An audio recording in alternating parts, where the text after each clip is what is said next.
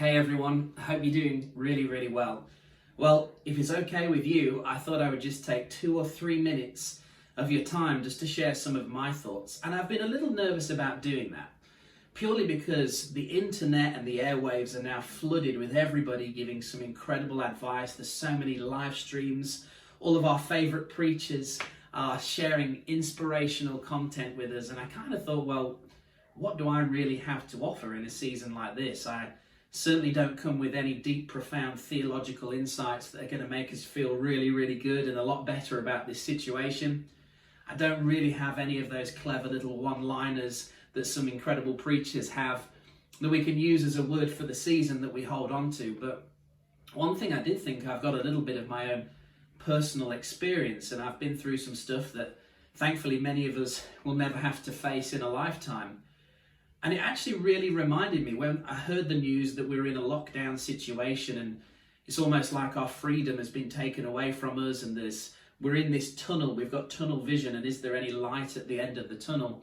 It reminded me when I was a 16-year-old boy, where I was placed at the start of a journey where I didn't think there was light at the end of the tunnel. I was diagnosed with a life-threatening cancer that attempted to silence me. But my journey consisted of months and months of intense chemotherapy, a line into the top of my chest, losing my hair, days upon days of radiotherapy, and I just couldn't see that there was light at the end of the tunnel. But without any theological insight, without any clever words, just my own personal story, I can tell you there's actually light at the end of the tunnel. We stand at the start of this journey, we think it's too much for me. It's too hard, it's too big. And that's exactly how I felt. But thankfully, we don't have to do it alone. I love the story in the Bible in Exodus 23, and it talks about the people of Israel crossing into the land of Canaan. And it's a really interesting story, and it uses this little phrase, which hopefully will be helpful to you today.